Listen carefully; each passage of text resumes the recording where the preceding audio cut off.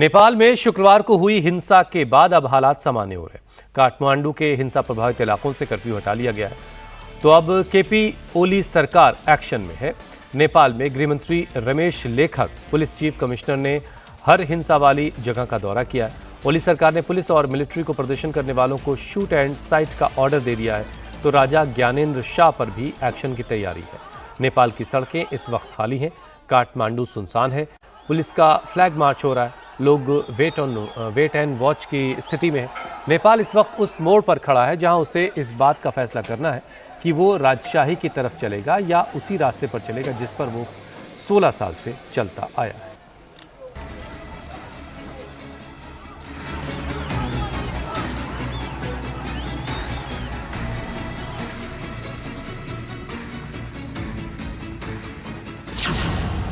हिंसा के बाद एक्शन में नेपाल की ओली सरकार।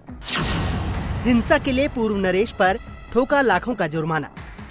अब उपद्रवी प्रदर्शनकारियों पर भी एक्शन की तैयारी।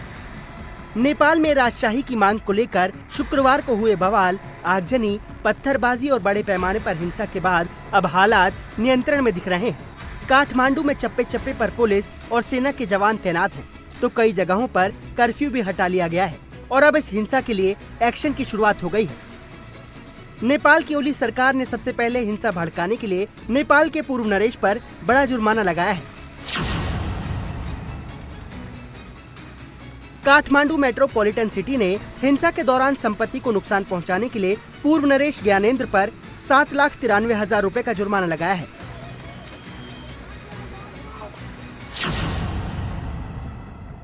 इससे पहले नेपाल के पूर्व प्रधानमंत्री पुष्प कमल दहल प्रचंड ने काठमांडू के हिंसा प्रभावित क्षेत्रों का दौरा किया और पूर्व नरेश पर हिंसा भड़काने का आरोप लगाते हुए सरकार से सख्त एक्शन की मांग की थी।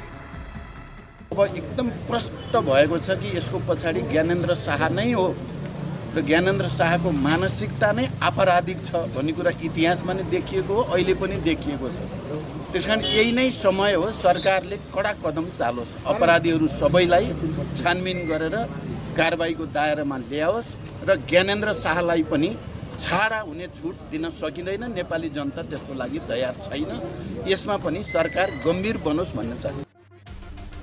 एक तरफ नेपाल के पूर्व नरेश के खिलाफ हिंसा के लिए बड़ा एक्शन लिया गया, तो दूसरी तरफ राजशाही समर्थक नेपाल में राजतंत्र के साथ साथ हिंदू राष्ट्र स्थापित करने की मांग पर अड़े हैं। इंडिया टीवी संवाददाता अभय पराशर काठमांडू के उन इलाकों में गए जहां जहां हिंसा हुई और वहां जब लोगों से बात की तो उन्होंने बताया कि वो नेपाल में अब ओली की सरकार नहीं चाहते हैं।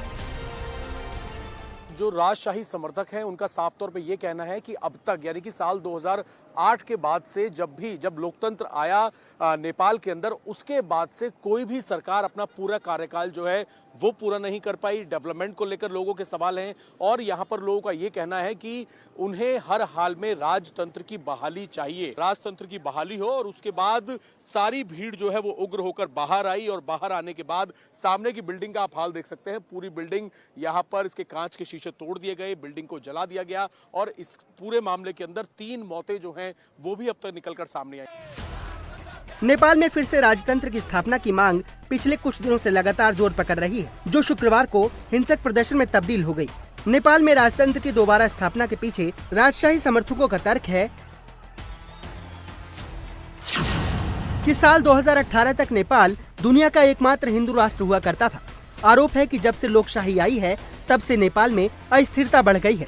आंकड़े बताते हैं 16 साल में नेपाल में अब तक 13 सरकार बदल चुकी हैं। नेपाल में जब राजशाही थी तब नेपाल हिंदू राष्ट्र था और तब यहाँ हालात अच्छे थे। अब ये हिंदू राष्ट्र का बात तो इमीडिएटली होना चाहिए।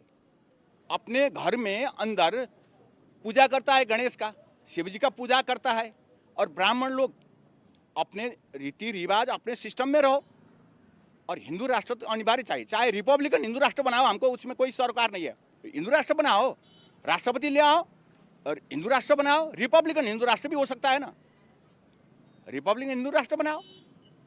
दोनों डायलॉग करो, राजशाही और रिपब्लिकन वाला दोनों एक आर्का में डायलॉग करो। एक आम नेपाल के लोग क्या चाहते हैं? नेपाल के लोग तो यही चाह रहे हैं, शांति रहे, विकास होए और ये जितना नेता सब है ना, ओली हो गया, देउवा हो गया, प्रचंड हो गया, ये सब मिली जुली है क्या, सब मिलजुल कर सरकार बनाता है। कभी ये खाता है, कभी ये खाता है और यही है, ये सबको हटाना चाहता है और कुछ नहीं है। युवा को ले आना चाहता है आगे। जैसे कि अब देखिए आप बालेन है, यहाँ के था होगा मेयर है, वो बढ़िया काम कर रहा है, तो उसको ये ओली। इन्हीं मांगों को लेकर शुक्रवार को राजशाही समर्थक तिनकुना में इकट्ठा हुए थे, जहां प्रदर्शनकारी और पुलिस आमने सामने आ गई थी। सबसे पहले यहीं से हिंसा की शुरुआत हुई। लोगों ने पत्थरबाजी और आगजनी की। असल में इस पूरे प्रोटेस्ट की शुरुआत यहाँ का तिनकुना इलाका, जो कि काठमांडू एयरपोर्ट के बेहद पास पड़ता है, ये सामने यहाँ पर जो आप स्टेज देख रहे हैं, यहाँ पर तमाम लोगों को इकट्ठा किया गया। जितने राज समर्थक हैं उनको यहाँ पर इकट्ठा किया गया। इकट्ठा करने के बाद इस जगह का नाम तिनकुना इस वजह से है क्योंकि एक तिकोना पार्क है।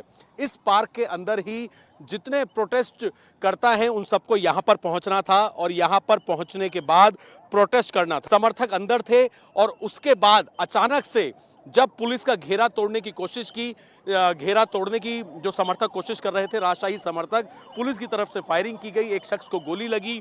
उसके बाद जो समर्थक थे, जो कि दोबारा से साल 2008 से पहले जिस तरीके से नेपाल चलता था, राजवंश को बहाल करने की मांग करने लगे और सड़क पर बाहर उतर गए। काठमांडू में हिंसा की शुरुआत भले ही तिनकुना से हुई, लेकिन काठमांडू के पौष इलाके कोटेश्वर में भी इस हिंसा के दौरान जमकर तोड़फोड़ हुई। भीड़ ने एक शॉपिंग मॉल को निशाना बनाया और वहां तोड़फोड़ की गई।